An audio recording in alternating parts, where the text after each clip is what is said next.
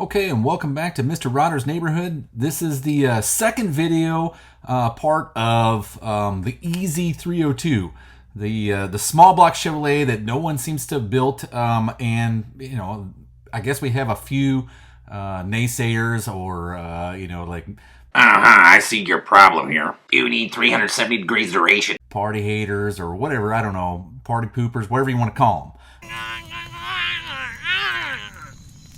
But it doesn't really matter to me. This is something that I just did for myself because I saw this and I thought it would be interesting. And all right, but the big one takeaway from the previous video is we had someone chime in and say that, hey, that L99 has a 3.1 inch stroke and not a 3-inch stroke.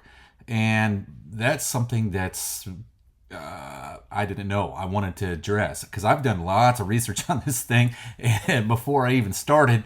And here's where the problem lies. Chevrolet has had essentially three 4.3 liter V8s since the inception of the small block Chevrolet, right? You get the 262, the 263, the 265, and probably the 267 is in there somewhere. But the problem is when you look at the information, it's ambiguous. And it shows a 3-inch stroke crank, which is wrong. The viewer that posted that up saying it's a 3.1 inch stroke is correct. So it can't necessarily be an apples to apples comparison. I'm trying to do it as close as I possibly can, but that was something that I didn't know. Here's the thing that you are not aware of, is that there's a lot of people saying, oh, I'm never going to build anything, let alone dyno it, whatever, blah, blah, blah. I already built it. Here's where we're at. So that's why, I've already filmed this stuff a couple of months ago, and I'm just putting it together now for editing the video. So now before you guys start to criticize me, just remember this is only my second small block Chevrolet ever. But I did get the short block together finally after day 470,011, 1 step forward, 2 steps back. So this pile of parts may look like just a pile of parts, but it's really not. This is all of the parts I've gathered for the creation of what I'd like to call the EZ302. I know most of you are probably going, oh, this is going to be ridiculous, but this is pretty much as what GM would have made in about 1996, 1997, but we're going to make it into a 302 cubic inch without using anything special or expensive. About the only thing that's expensive here is the replacement pistons. The replacement pistons are for a true DZ302, so they're tall. They're actually a domed piston. They create 11.5 to 1 compression in a regular DZ302, but that's about the most expensive part you're looking at, maybe $600, right, for a set of pistons. When you're talking, $10,000, $15,000, $16,000 for an engine, and you could put one together for peanuts, this is pretty much the part. So this is a used intake manifold. It's a GM part. So the whole idea was to create this entire engine using just factory replacement pieces and parts and make it as close to a DZ302 as I could, not for the sake of looks or anything like that, but what I wanted was an exact comparison of apples to apples for a DZ302 to this later model, what I'm calling the EZ302. This is all later model parts, right? This is Vortec heads over there in the white box. The camshaft, I know it says Speedmaster on the box, but it's not a Speedmaster cam. It's a GM Performance LT4 hot cam. It even has the part number on it, so if you want to look it up, I guess, well, first I got to get it open, I guess. But yeah, this is a legit GM piece. It's just in a used box. So no big deal. We'll open her up and you can look at the part number here on the back. That there, folks, is a GM part number. Let me get the camera.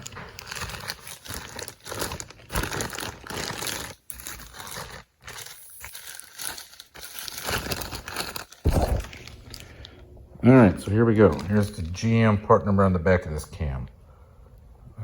Maybe I got it. No, I think that's right side up. 21499L, or what's the other numbers? 586 FM49. It took me some time to find this cam, but the only downside is I have to find a melanized gear to work with this thing that fits an HEI distributor. That's right. I'm just using a good old factory GM HEI. Why?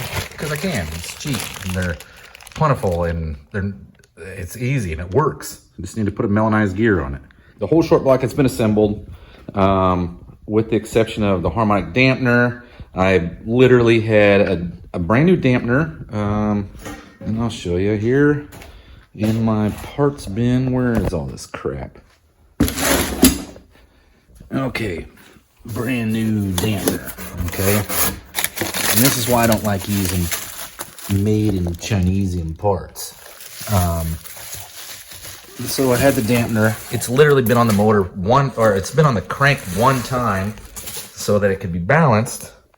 And I noticed this when I went to reassemble it. Okay, there's the keyway. And if you look really close to the keyway there, look at that crack. It's already cracked. Just putting it on one time to balance the assembly, and it's cracked in the keyway on the snout. All right, high quality, made in overseas steel. So, brand new dampener, no bueno, right? So I will have to I'll probably just find a stock replacement piece at the junkyard, something that's made with quality American steel. Here's a remainder of some of the parts I got to put on. There's a few gaskets here and there, but everything else is pretty much assembled. I got the pan on it. It's just a stock truck pan. This is it's an 88 block, so it is drilled for a fuel pump. And this is one of the only pieces I put on it that's not stock GM. It's a Carter Super Pump, and that's because I figured this engine probably needed more than just a stock pump to make it work. And I could have probably found something off of a big block to work, but I didn't want to have to. I don't know much about Chevrolet, what's all interchangeable, so I thought it was just better to buy a good aftermarket pump that I knew was going to work to feed it. But otherwise, the only thing that's not on this engine that's factory GM is this fuel pump, and then these ARP bolts to hold it together. They're actually just some I had sitting around that were left over from another kit, but I found out that I didn't have the bolts for the fuel pump, and these seem to work just perfectly. So that's that.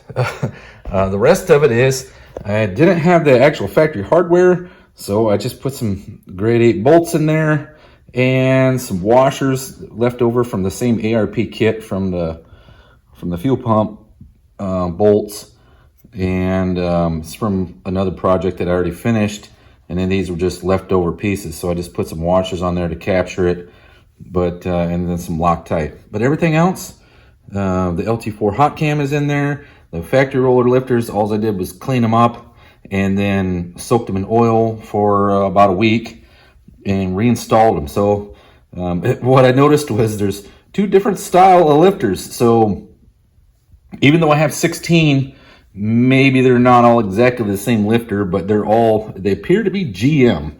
So they're not from the same run. So hopefully things work out good. We'll see. But the whole idea is just to make the whole thing out of essentially factory GM parts or factory replacement pieces and put it together. You can see these are the DZ302 pistons. The crank, is stock L99 4.3 liter V8 with the one-piece rear main seal. It fits in the block well. This is a The timing cover, I believe, is off the 88. It didn't have a pointer, so I bought this aftermarket pointer for the 8-inch, I think is what it is, harmonic dampener. But I'll have to get a new dampener, of course. Other than that, we're ready to put the heads on. I wanted it to look somewhat clean and symmetrical, just like it would be a stock engine block. I had half the bolts, or maybe not even half. That's what I had for bolts. I cleaned them up, but there wasn't enough to put it together. So then I went to the junkyard looking for bolts, and then I realized somewhere in this generation there would have been torque to yield head bolts, and so I decided it's better. I just got some ARP bolts. That way I didn't have any problems with a bolt that was going to break off, or it wouldn't have the clamping load that it's supposed to hold it together. So that way the project isn't just trash after you fire it up. So I cleaned up them bolts real good, because when ARP bolts come, they got like a oily Cosmoline type of lubricant on them to keep them from rusting. So I just cleaned them up real good, took the oil off, and painted them. So now we can go ahead and reassemble or assemble the heads on the block, which these are just, they're Vortec heads. If you look, it's just a stock Vortec head with a stock port. The only thing that's been done to them is they've been machined here for a screw-in stud, and then the guides have been cut down so that I can have more lift than 450 lift, and that's really about it. Everything else is virtually stock, so that way we could get a good comparison of what this EZ302 will do in regards to power-wise and performance when comparing it to a original DZ302. So even the studs I got here, if you look, they're factory GM screw-in rocker studs. Nothing super special. It's just they're made for an LT that has the self-aligning rocker arms. So other than that, there's the valve covers cleaned up pretty good. There is one with a big dent in it, but I'm just gonna leave it. And there's the intake manifold after I blasted it. It looked like that. Well, it didn't look like that. Then I painted it, so that it did look okay. But otherwise, we're gonna stick it back together, or we're gonna stick it together. I am using a short style water pump, the same exact style water pump that would have been on the engine, except for it is an aftermarket flow cooler aluminum water pump, because I don't know if it would cavitate really bad at high RPM. These things like to rev, so I did go with a more efficient water pump, but I am using the exact pulley assembly that would have been on a DZ302 in a Camaro. So the short pump for 67 and the correct pulley and water pump pulley, the harmonic dampener pulley and water pump pulley for a DZ. So we'll go ahead and finish screwing this thing together, and maybe we'll get it lit off in the next few weeks. Well, that concludes the Mr. Rodder's Neighborhood Part 2 short block video. We appreciate you stopping by, and stick around for number 3 coming out real soon.